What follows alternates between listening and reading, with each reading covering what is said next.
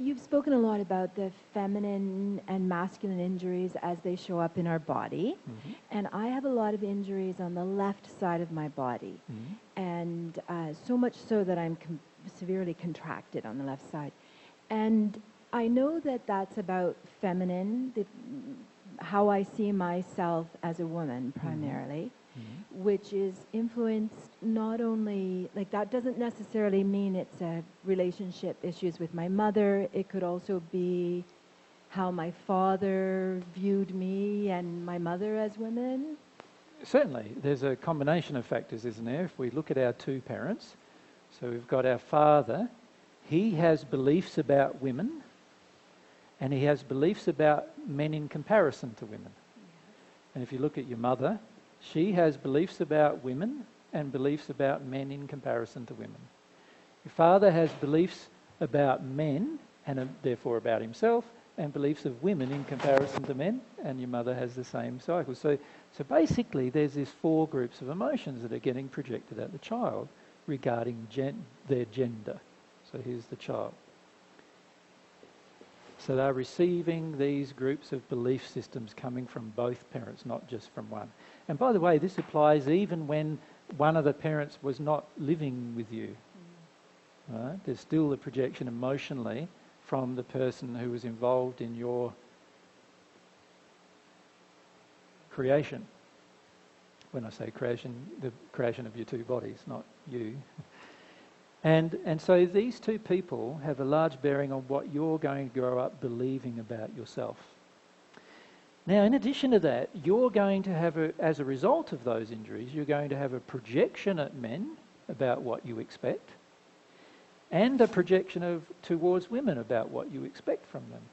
So in other words, you will develop expectations and demands upon both genders.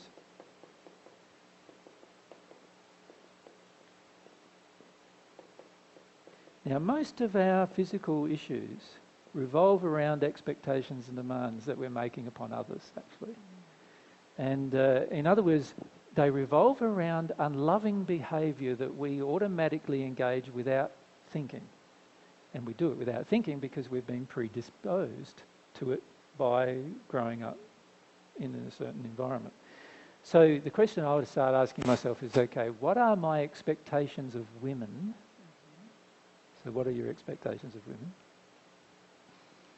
Well, hold the microphone up. Right. I'm kind of scared of them. You're frightened of them? Yeah. What was your mum like? Well, she's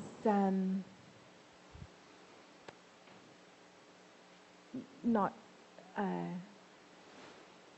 very free, and she seems quite bound by expectations, and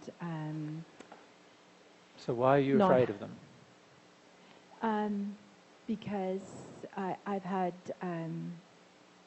I've tried to please them. I've been So why did you try to please your mother? I just seem to be programmed to do that. Well, I think I had that feeling of shame or blame that I wasn't good enough. So I tried to be... What was your name again? Catherine. Catherine, that's right. Catherine, there's a lot you're not saying about your mother. Yes. You're not being honest about her. Okay. You don't even want to say what her personality and nature was in terms of her treatment of you. Yes, because I'm afraid of her. Yep. And you don't even want to say how she treated you. You don't even want to be honest about it. Yeah. Now, if a person doesn't want to be honest, remember? Yeah. Okay. You're never going to face the truth. If you don't want to be honest about what actually happened with your mum, then you're never going to face the truth about it. So what you're doing instead is you're shutting down the left-hand side of your body, right? I'll be honest then. I mean, I obviously should know that I want to be, but I am scared. That's why I'm not. But no, just stop. That's not a good enough reason. No.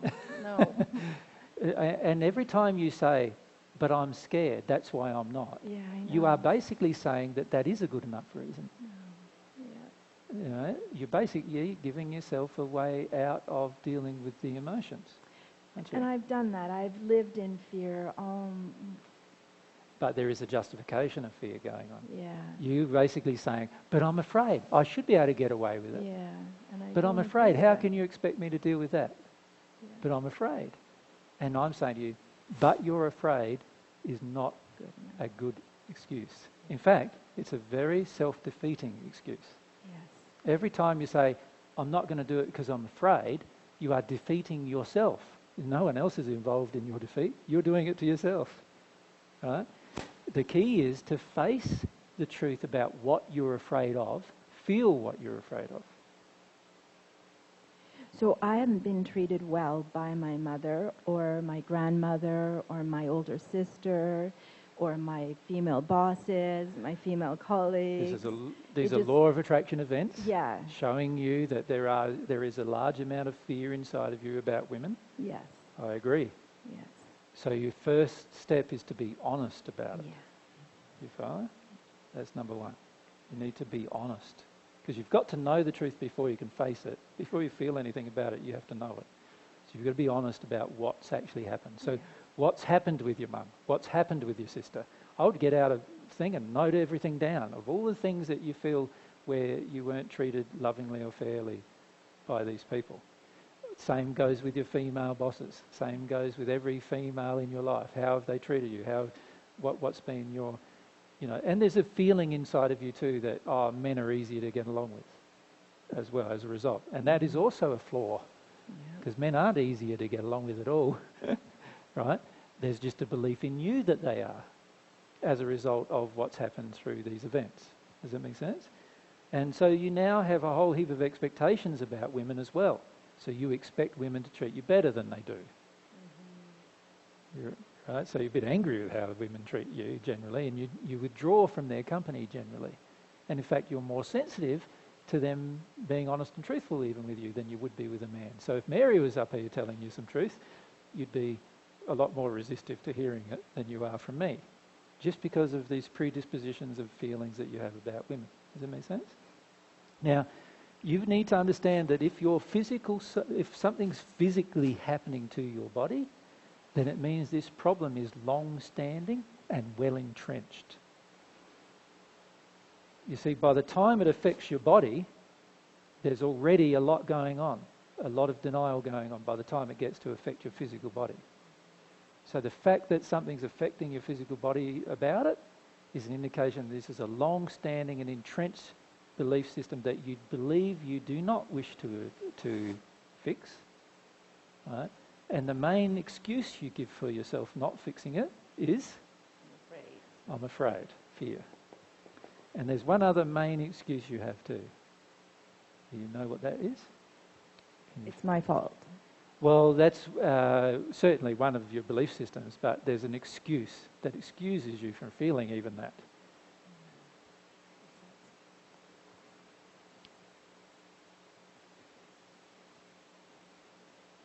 So what if I give you some homework and you find the other one? Sure. You find the other belief.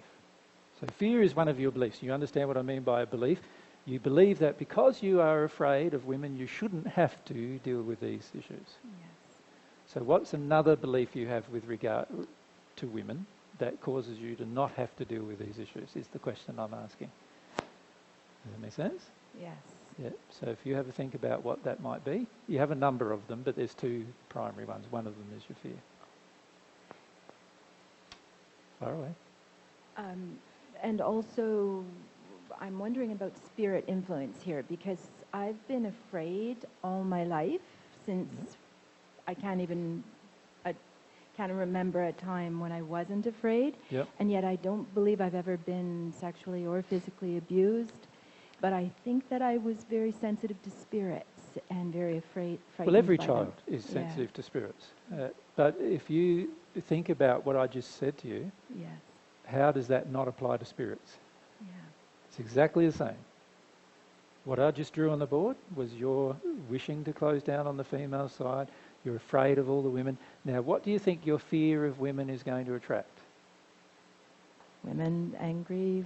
Women who are like that, women to be afraid of, right? Scary women, right? That's what they're going to attract. And that's going to attract them whether they're living here on earth or in the spirit world. Makes no difference where they live. The only difference is you don't see them.